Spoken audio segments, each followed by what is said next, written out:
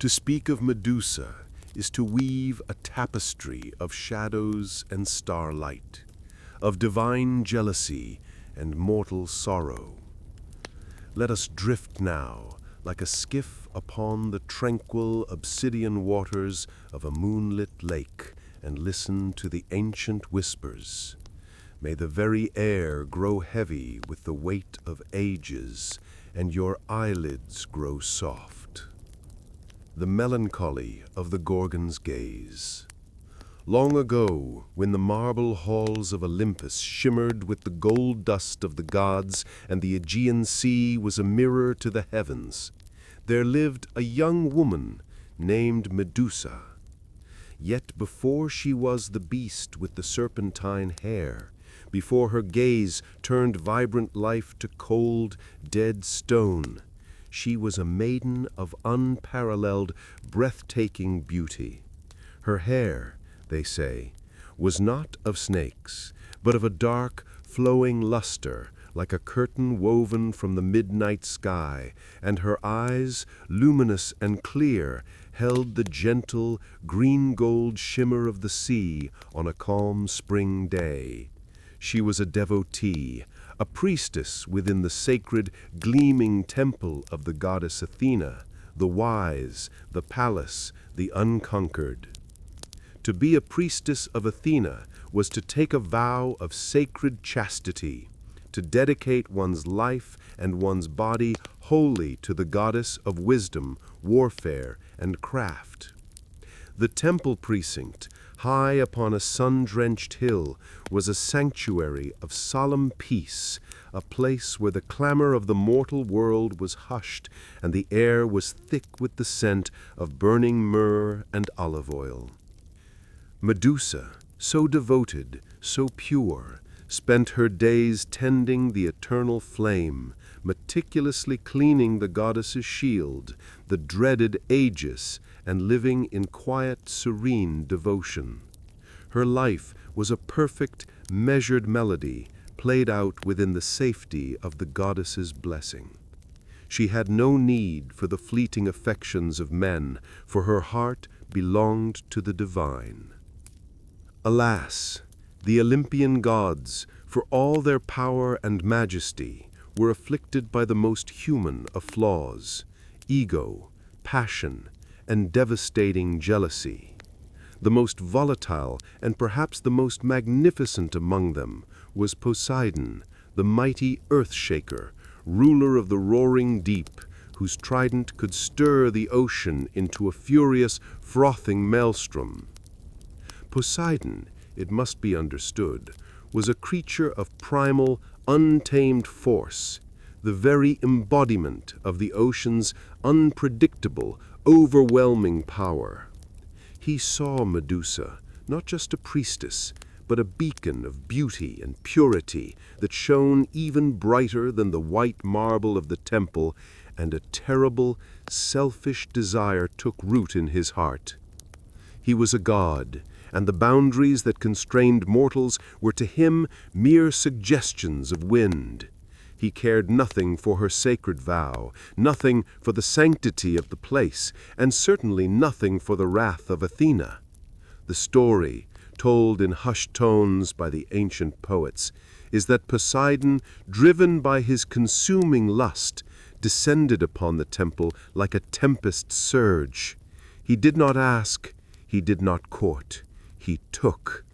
In a flash of terrifying, divine violence, the god of the sea violated Medusa in the very sanctum of the goddess, defiling the altar and shattering the priestess's vow, her devotion, and her life in one catastrophic, soul-crushing moment. Medusa was left broken, terrified, and utterly ruined in the eyes of her world. The priestess who had lived for the purity of her dedication now faced a fate worse than death, the inescapable shame and the destruction of her sacred purpose. But it was not Poseidon, the perpetrator, who suffered the celestial judgment. Oh no, the gods rarely hold their own to account. The true tragedy unfolded when Athena, the wise and terrible goddess, arrived. Her sanctuary was desecrated, her priestess was sullied, and the air was thick with the residue of an unspeakable act. But Athena's divine fury was complex, twisted by the very principles she held dear. As the goddess of wisdom, she could not simply let the sacrilege pass. As the goddess of justice, her scales were weighed down by the need to punish the visible trespass.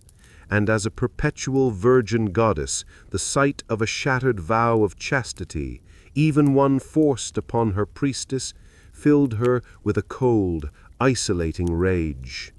She dared not directly challenge her colossal uncle Poseidon, the great power of the sea, for such a conflict could shake the very foundations of Olympus and the world. Instead, her righteous, agonizing anger, unable to strike the god, recoiled and struck the victim. Medusa, already devastated, became the focal point of a goddess's deflected wrath, a scapegoat for a monumental, divine quarrel. The curse was an act of terrible, poetic cruelty, born from a sorrow and fury too profound to bear. It was a curse that would make Medusa so repulsive, so terrifying, that she would never again attract the gaze of a man, mortal or immortal, who sought to defile or possess her.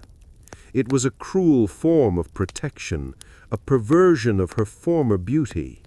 She was transformed into a weapon, a terrifying shield of sorrow, forever embodying the ruin of her innocence. The world she knew feared her, and the gentle beauty she once held was now a horrific memory trapped behind a terrifying, fatal visage. Yet there is a final strange reassurance in this mournful tale. The story does not end with Medusa's monstrous form. For when the hero, Perseus, later came to slay her, directed by the gods who saw her merely as a beast, a potent magic was revealed. From the spray of her lifeblood, as her head was severed, sprung forth two magnificent creatures, the winged horse Pegasus, an emblem of poetic inspiration and soaring freedom, and Chrysaor, the giant with the golden sword. These progeny were the children conceived in the violation by Poseidon, now born in the moment of her death. In this final, wondrous birthing, the ancient storytellers whisper a final, consoling truth, that even from the most profound sorrow, the most devastating injustice, and the most terrible violence, something of magnificent the hideous reality of her existence with the purity of her former life. The answer was a constant, searing pain that no mortal mind could bear. She was not merely a killer.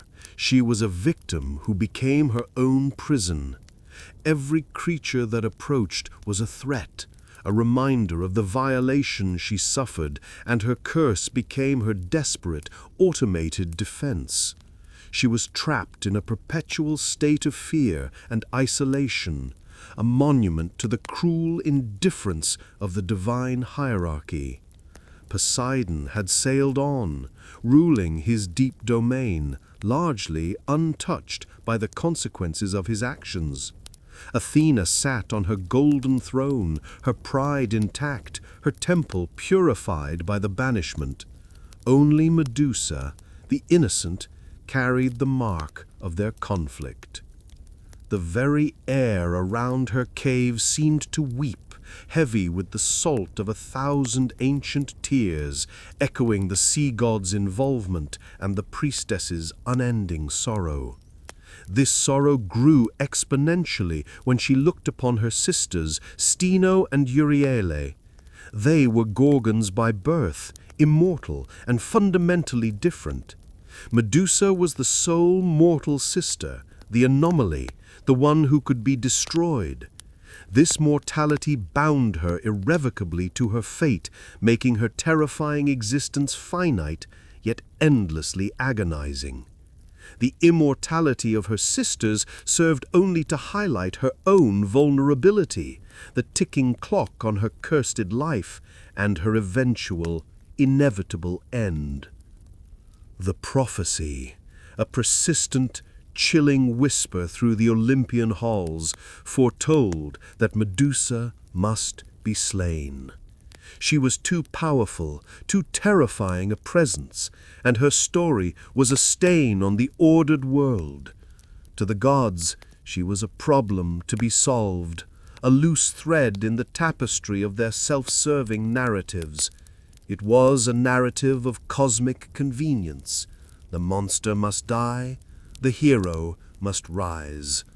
The fact that the monster was a beautiful girl, violently wronged by one god and spitefully cursed by another, was a detail conveniently glossed over by the poets and the priests. Enter Perseus, the son of Zeus, a hero renowned for his cunning and his courage. The quest to slay Medusa was given to him by the cowardly king Polydectes, who desired Perseus's mother, Danae, and sought to remove her formidable son.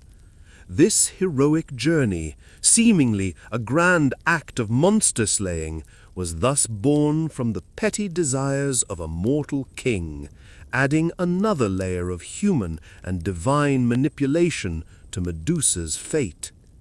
Perseus, guided by the gods, approached the task with a careful, meticulous plan. He was not a reckless adventurer. He received gifts, a gleaming, highly polished bronze shield from Athena, so he could look at Medusa's reflection without turning to stone. A curved adamantine sickle sword from Hermes, sharp enough to sever the Gorgon's neck, and the helmet of darkness from Hades, which rendered the wearer invisible, allowing him to approach unseen. Think of Medusa in those final moments, asleep in her cave. The air was still, heavy and silent, the snakes in her hair perhaps slumbering. Her body finally granted a momentary respite from her torment.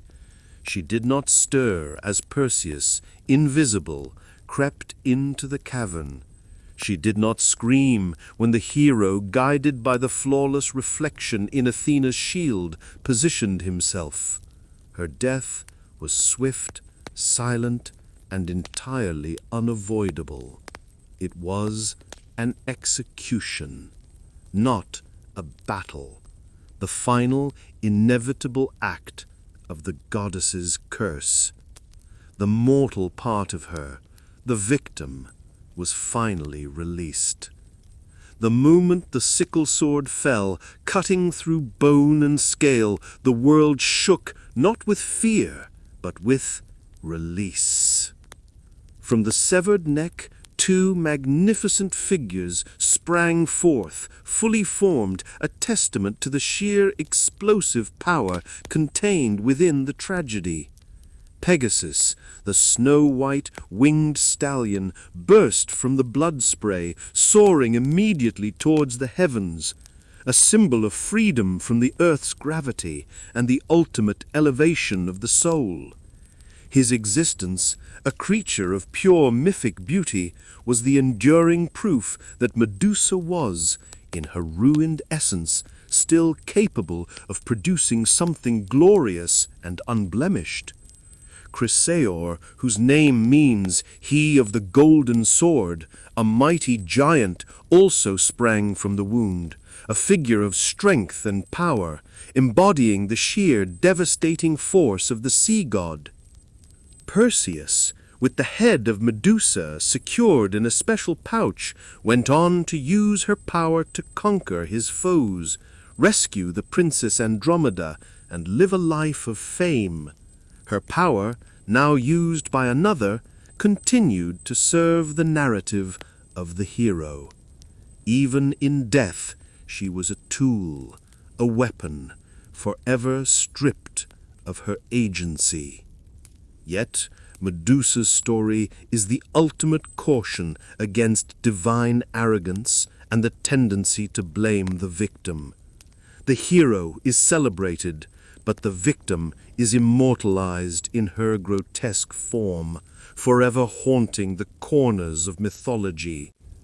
We sleep now not just with the gentle sadness of her fate, but with the subtle, reassuring knowledge that her essence, though destroyed, gave birth to the transcendent.